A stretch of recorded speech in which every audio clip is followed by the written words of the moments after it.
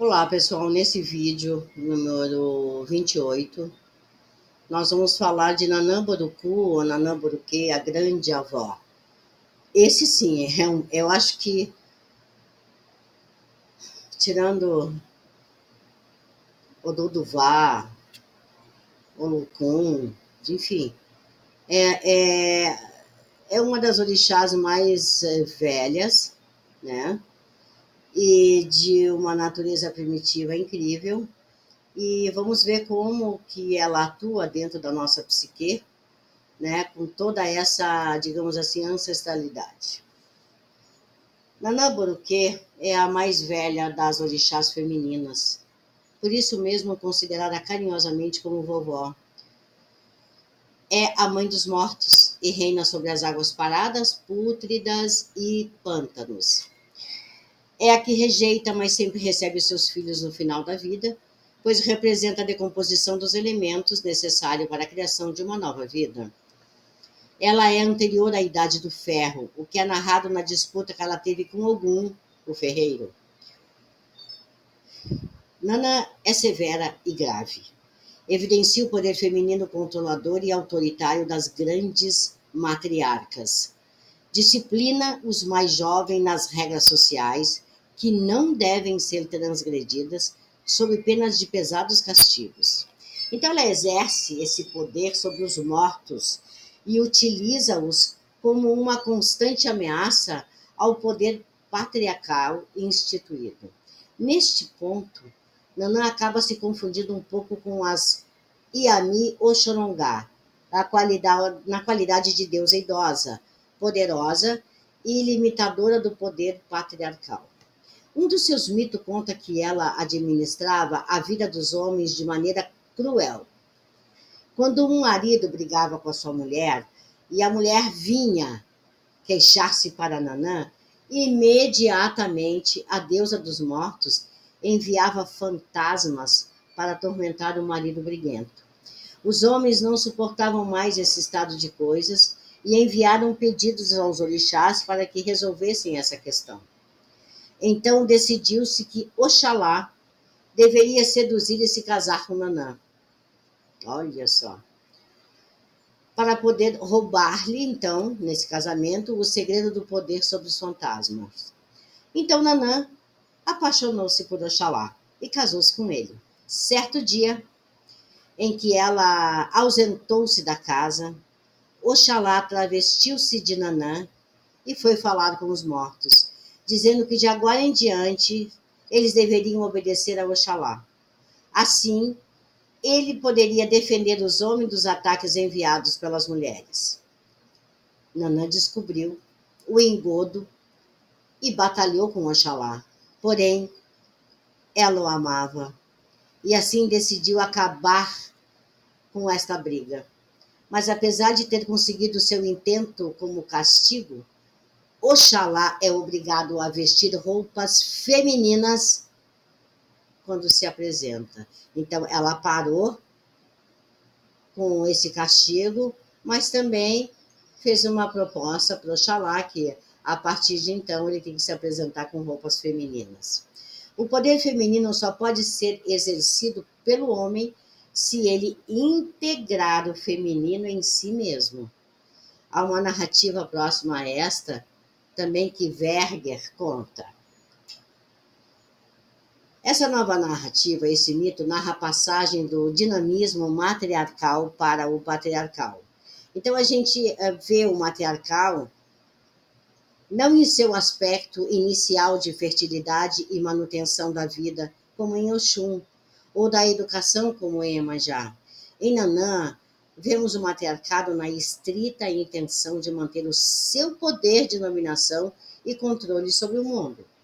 Este poder ele é mantido às custas do medo dos fantasmas, medo imposto ao ego pelos elementos recalcados do inconsciente e oriundo dos aspectos sombrios do matriarcado. Para que se processe a passagem desse dinamismo psíquico para o patriarcado, é necessária a interferência do princípio do patriarcado, que nesta cultura não foi feito às custas de violência e guerra, mas de sedução e de artimanha. o aspecto sombrio são integrados de maneira que não ocorra o recalque dos elementos femininos. Então já podemos observar ao longo assim desse vídeo a indispensável presença do feminino na estruturação da religião dos orixás, diferentemente de outros cultos que são muito mais patriarcais. Ocorre a passagem para o nível patriarcal, porém Oxalá é obrigado a vestir-se com roupas femininas, e ele necessita carregar em si os dois elementos opostos, masculino e feminino. Nanã defende de tal maneira as mulheres e o poder feminino que é corrente saber que no culto aos orixás, Nanã não possui filhos, somente filhas. Exceção feita, de nosso conhecimento, para o único Pai de Santo.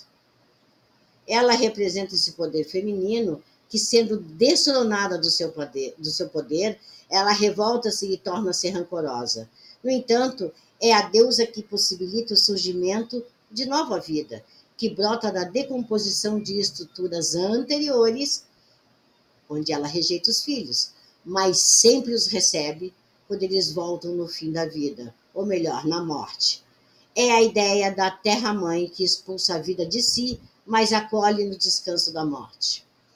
O sonho de uma cliente, de uma paciente, trazido por uma supervisora, oferece uma boa fonte de ampliação com o mito de Nanã.